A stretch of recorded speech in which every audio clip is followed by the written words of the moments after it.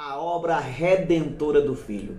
Esse é o tema do segundo ponto da lição da nossa revista da Escola Bíblica Dominical. Lição esta que será estudada nesse próximo domingo, dia 15 de fevereiro do ano de 2026. Nós já fizemos o primeiro vídeo trabalhando o primeiro tema e agora nós vamos trabalhar o segundo tema da nossa lição. Você que é amante da Escola Bíblica Dominical, você que ama estudar a Palavra de Deus, você está no lugar certo e no canal certo. Então vamos juntos, você e eu, degustar desse alimento maravilhoso, desse pãozinho quentinho que desce dos céus para os nossos corações através do estudo da santa e poderosa Palavra de Deus. Nesse segundo ponto nós temos 3 subpontos. Primeiro, trata da ineficiência do sacerdócio levítico. O segundo, trata do sacrifício único e suficiente de nosso Senhor Jesus Cristo. Inclusive, nós já até trabalhamos um pouco dessa questão, desse tema, ou dessa temática, no capítulo anterior, e agora veremos com maiores detalhes. E o terceiro é a substituição vicária. Então, trabalharemos esses 3 temas neste nosso vídeo de hoje e eu conto com você, conto com a sua participação. Desde já eu peço a você que comente no nosso canal, no nosso vídeo, compartilhe esse vídeo com seus contatos e dê aí o seu joinha se você gostar do nosso comentário, tá bom? Vamos juntos crescendo aí nessa corrente do bem pela propagação do Evangelho de nosso Senhor e Salvador Jesus Cristo. Nesse primeiro subponto que nós estamos trabalhando, a ineficiência do sacerdócio levítico, o nosso comentarista faz uma abordagem trazendo um contraste ou fazendo uma comparação entre o ministério sacerdotal levítico e o ministério sacerdotal de Cristo, a ordem sacerdotal levítica e a ordem sacerdotal de Cristo, que nesse sentido, fazendo uma comparação, é possível a gente perceber o contraste, as diferenças que existem entre essas duas ordens, entre esses 2 modelos de sacrifício. Primeiro, no caso, o nosso autor apresenta a questão de que os sumos sacerdotes pertencentes à ordem sacerdotal levítica, eles tinham a necessidade de entrar no lugar santo dos santos todos os anos. Então era um sacrifício contínuo, todos os anos um animal tinha que morrer por expiação dos pecados do povo de Israel. Em segundo lugar, esse sacerdote também, ele mesmo era imperfeito, porque antes de oferecer o sacrifício pelo povo, ele tinha que oferecer um sacrifício por si mesmo. Então, não era só o sacrifício ou o sangue dos animais que era ineficientes ou insuficientes para apagar de uma vez por todas as transgressões dos homens, mas o próprio sumo sacerdote, que era o responsável por oferecer aquele sacrifício, ele mesmo também tinha seus pecados, ele mesmo também tinha as suas ineficiências. Por essa razão, ele tinha que primeiramente oferecer um sacrifício por ele, para depois oferecer um sacrifício pelo povo. Uma outra questão é que o sangue que ele levava para oferecer o sacrifício, o escritor aos Hebreus faz questão de destacar, era um sangue alheio, ou seja, não era um sangue dele, era um sangue de um animal, um inocente, que morria em lugar do sumo sacerdote e em lugar do povo de Israel. Nesse sentido, todos esses elementos, inclusive o próprio santuário, era uma figura daqueles elementos que estavam por vir. Primeiro, o santuário, o tabernáculo ou o santuário, o lugar santo dos santos, aonde o sumo sacerdote entrava todos os anos, era na verdade uma representação do Santo dos Santos, da habitação de Deus. O verdadeiro santuário, que não está nesta terra, não foi feita por mãos dos homens, é aonde o próprio Deus habita. Então, nesse sentido, esse santuário, esse lugar santo dos santos, aonde o sumo sacerdote entrava, ele era uma representação ou uma réplica, não sei se a gente pode dizer se era uma réplica exata, mas eu vou dizer que era uma representação daquele Santo dos Santos que está nos céus, que é de fato o lugar da habitação de Deus. Segundo, o próprio sumo sacerdote também era uma representação da figura da pessoa de Cristo. O animal que também era oferecido era uma representação da pessoa de Cristo. Nesse sentido aqui, observe que coisa interessante. Nesse caso, Jesus, ao assumir o seu sacerdócio, ele é o sumo sacerdote que oferece o sacrifício, e ele também é o cordeiro que é oferecido em sacrifício. Então, ele não apenas oferece, mas ele é oferecido em sacrifício ao Pai. Aqui a gente já vê esse contraste, essas diferenças, essas nuances envolvendo esses dois ministérios, com os seus elementos, com as suas figuras, com a sua liturgia. Então a gente já vê aqui que há uma diferença e a superioridade do ministério sacerdotal de Cristo, como também a superioridade do sacrifício oferecido por Cristo Jesus. Nesse sentido, como nós falamos, o sumo sacerdote, ele entrava num santuário terreno, que era um modelo daquele santuário que está nos céus. Jesus entrou no lugar santo dos santos, lá nas alturas, aonde Deus habita. Então ele foi direto na fonte. Jesus não entrou numa representação. Jesus não entrou numa figura. Jesus entrou no próprio céu. Jesus entrou no próprio lugar santo dos santos. Como? Repito, já falei uma vez e agora repito. Como sumo sacerdote que oferece o sacrifício ao Pai, e também como o próprio sacrifício que era oferecido. Ou seja, o sacerdote, o sumo sacerdote levítico, os levitas entravam com sangue de animais, sangue alheio. Jesus entrou com o seu próprio sangue para oferecer a justiça divina como pagamento pelos nossos pecados, pelas nossas transgressões. Aqui eu quero abrir um parêntese, porque quando nós falamos desse oferecimento de sacrifício ao Pai, tem muita gente por aí, inclusive pregadores, que dizem que o sacrifício que Jesus fez na cruz e o sangue que foi oferecido pelas nossas transgressões foi um pagamento ao diabo, pelo amor de Deus. Isso é uma heresia sem tamanho. O sangue de Jesus Cristo tem poder. O sacrifício foi oferecido a Deus Pai e foi oferecido como um pagamento, como uma forma de aplacar a ira da justiça divina,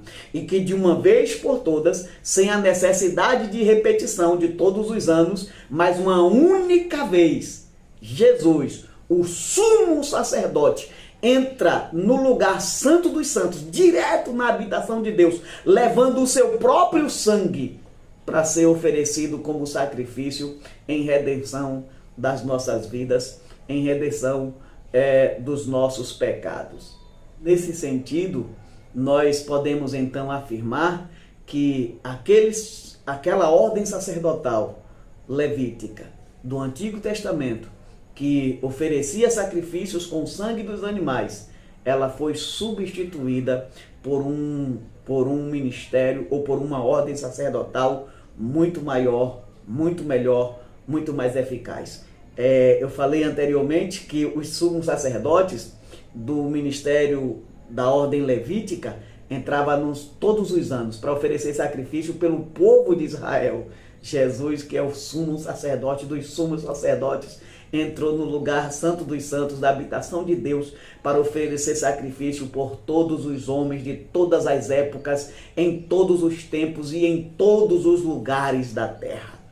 Então, o sangue de Jesus, o sacerdócio de Cristo, ele é infinitamente superior e melhor, né, ao sacerdócio da ordem levítica. Também a Bíblia diz, o escritor aos Hebreus diz que tu és sacerdote eterno, segundo a ordem de Melquisedeque. Então Jesus veio substituindo esse ministério imperfeito, substituindo o sangue do animal que era ineficaz, que era incapaz de apagar as transgressões, de apagar os nossos pecados. E aí Jesus substitui por um sacrifício muito melhor e muito maior, como eu já falei. E nesse caso, quem é o sacrifício? O próprio Jesus. De quem é o sangue que é oferecido? O sangue do próprio Cristo. Quem é o sumo sacerdote que oferece? O próprio Cristo. Para quem ele oferece? Para o Pai. Qual é a finalidade? Aplacar a ira de Deus por causa dos nossos pecados e de uma vez por todas nos lavar, nos redimir dos nossos pecados, nos garantindo assim o direito de vida eterna e de plena comunhão com Deus. E aí eu me lembro do que Paulo disse para a igreja de Roma, que agora nós temos paz com Deus. Então aquele mal, o pecado que causava a inimizade entre nós e Deus, foi apagado, foi extirpado, foi destruído, foi aniquilado. As correntes foram quebradas e nós escapamos e hoje nós estamos alinhados com Deus e temos paz com Ele através do sangue de nosso Senhor e Salvador Jesus Cristo. Que maravilha! Oh, aleluia! Me dá vontade de dar um pulo de alegria e falar em línguas estranhas, porque realmente é maravilhoso, é glorioso entendermos e sabermos que Jesus Cristo ofereceu um sacrifício a Deus em nosso favor, em nosso lugar, nos redimindo de todas as nossas transgressões. Aleluias! Glórias sejam oferecidas para todo sempre ao nosso Senhor e Salvador Jesus Cristo por isso. Vamos continuar o nosso comentário agora com o segundo subponto que traz o tema o sacrifício único e suficiente. Na verdade, a gente tem aqui uma continuação daquilo que nós já falamos. Inclusive, a gente vai ver aqui, vamos repetir algumas falas do comentário anterior. Nesse segundo subponto, tem algumas coisas que nós já comentamos, como por exemplo, Jesus ofereceu esse sacrifício uma única vez.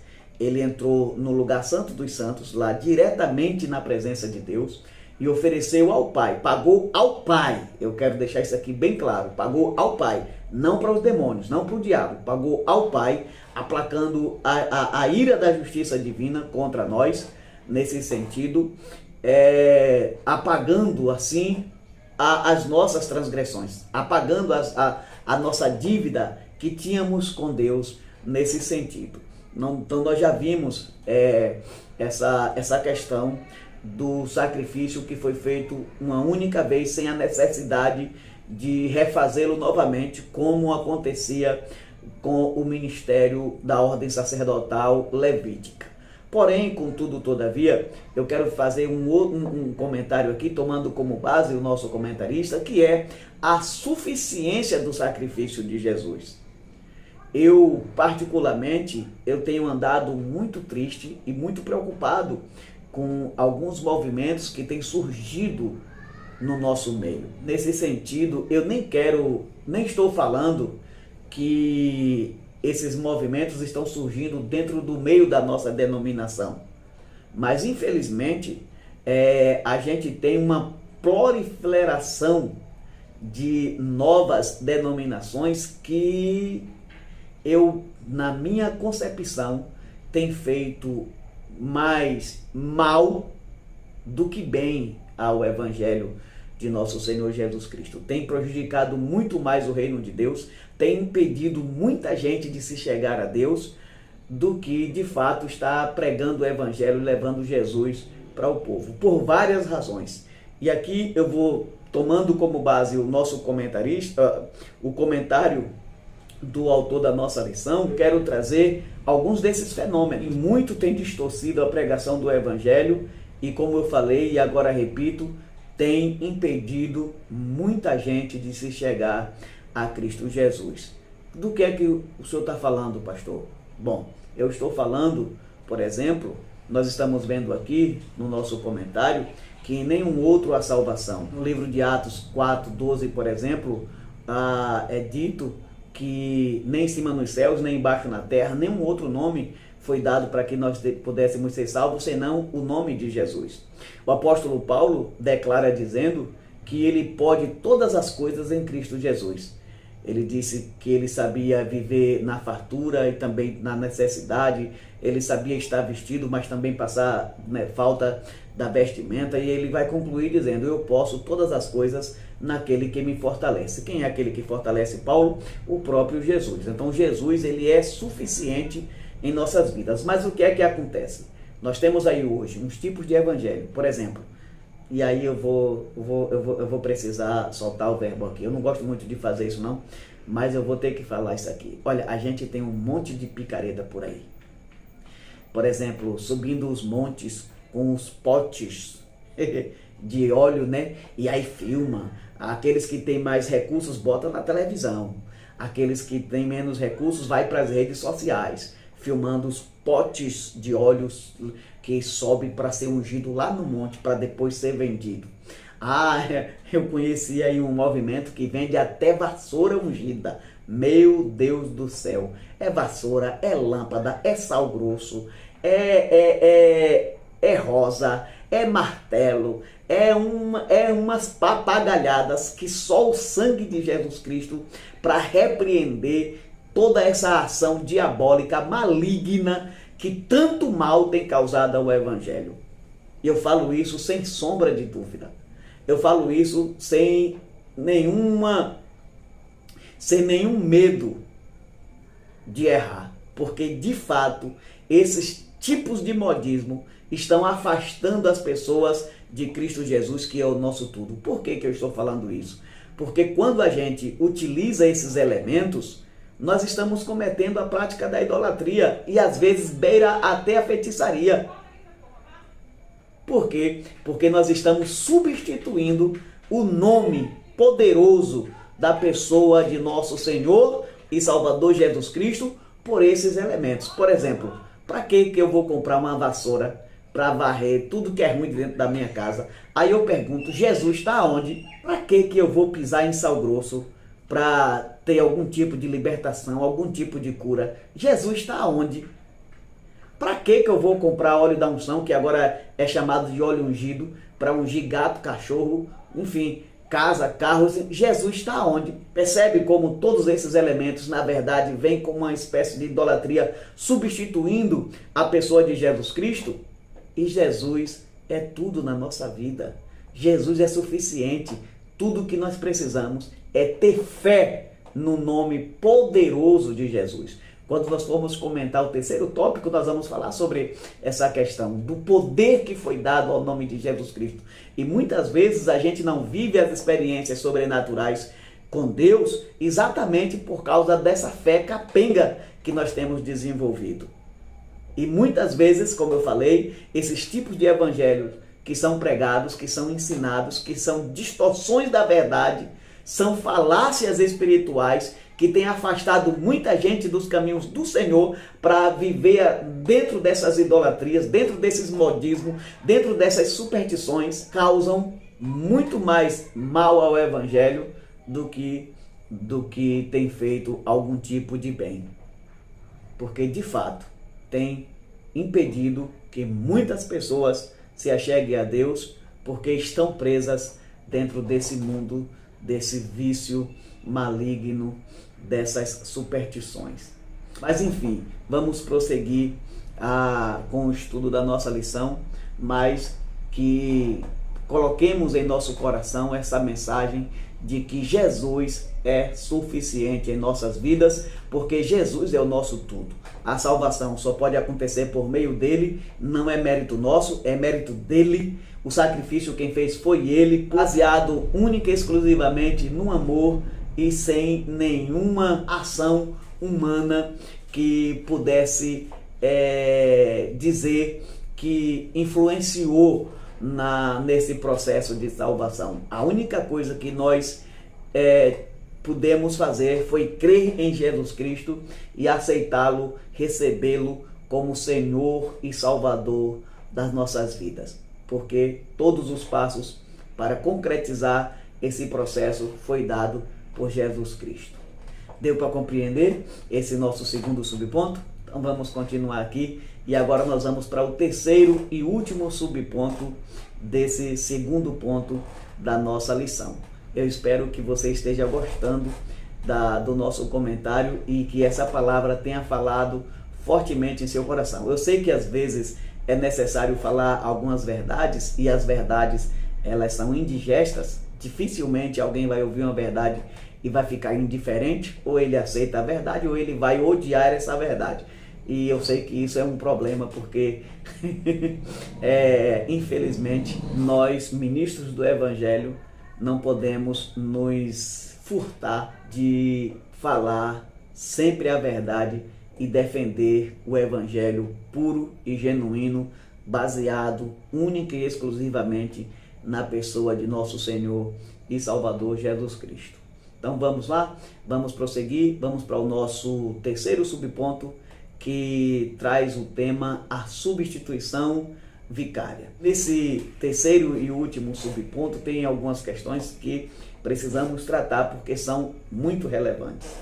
A primeira questão a ser observada aqui nesse terceiro e último subponto, cujo tema é a substituição vicária, é a ideia, e aí eu já até fiz um comentário, a ideia do mal chamado pecado, que como uma gangrena corrói a nossa alma, destrói o nosso espírito e aniquila a nossa sociedade, nos jogando numa bancarrota e no final de tudo nos levando no caminho da condenação eterna, e que precisa ser trabalhado, precisa ser curado, e a única solução, o único remédio é o sacrifício de nosso Senhor e Salvador Jesus Cristo. Outro ponto a ser observado é a questão da substituição, e nós já falamos sobre isso anteriormente, nas entrelinhas das nossas palavras, mas agora nós estamos focando, dando uma visibilidade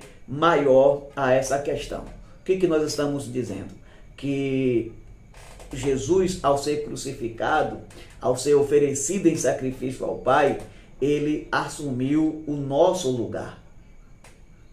Aquilo que era para nós, o apóstolo Paulo diz que a cédula aqui era contra nós, Jesus assumiu e pagou pelas nossas transgressões. Ele foi de fato o sacrifício vicário, porque ele nos substituiu.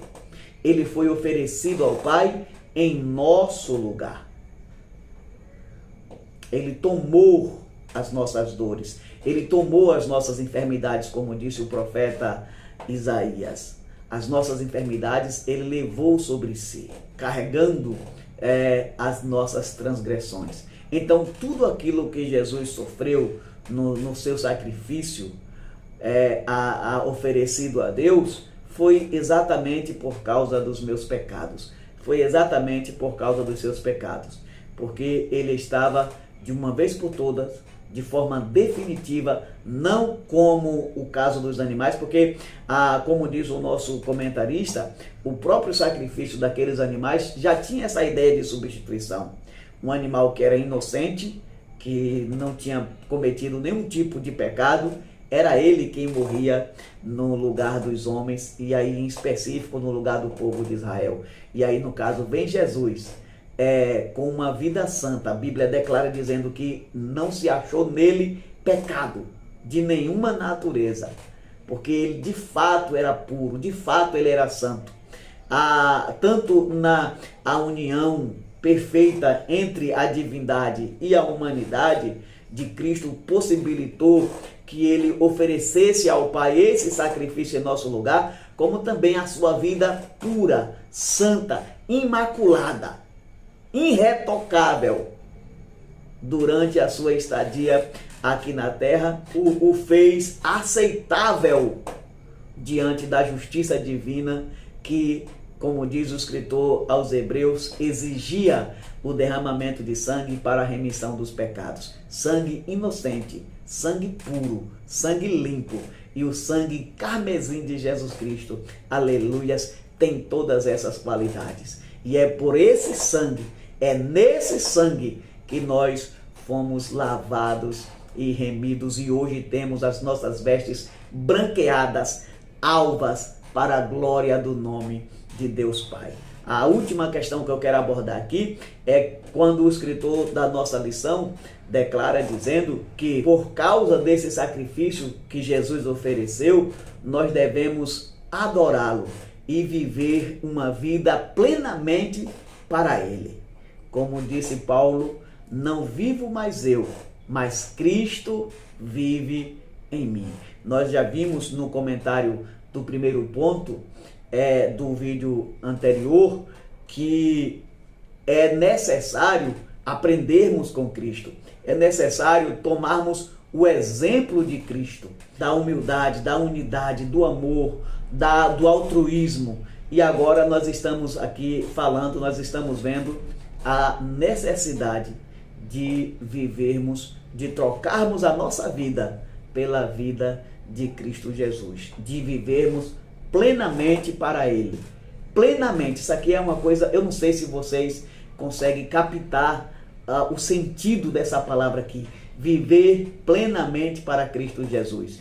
E aí eu me lembro quando Jesus Cristo disse, se alguém quiser vir após mim, negue-se a si mesmo, tome a sua cruz e me siga. Então é isso, negar a nossa própria natureza, negar as nossas próprias vontades, para que nós possamos viver plenamente e exclusivamente para Cristo Jesus. Então esse é o nosso comentário de hoje. Mais uma vez eu peço a você que está me assistindo, se você gostou desse comentário, dê aí o seu like, dê aí o seu joinha, tá certo? Curta esse vídeo, comente, faça um comentário, o que você achou?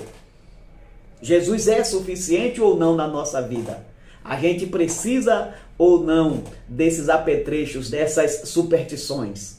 O sangue de Jesus é o suficiente ou não para limpar, para apagar as nossas transgressões? O que você achou dessa substituição da antiga aliança ali, do sacerdócio levítico para o sacerdócio de Cristo? Comente, tá bom? E você que ainda não é inscrito no nosso canal, se inscreva. Vamos juntos, vamos crescer juntos e vamos nessa corrente do bem pela propagação e anunciação do Evangelho do nosso Senhor e Salvador Jesus Cristo. Vamos lá? Então, eu sou o pastor Elias Xavier, esse foi o nosso comentário de hoje e eu espero você no próximo vídeo. Um abraço e até lá!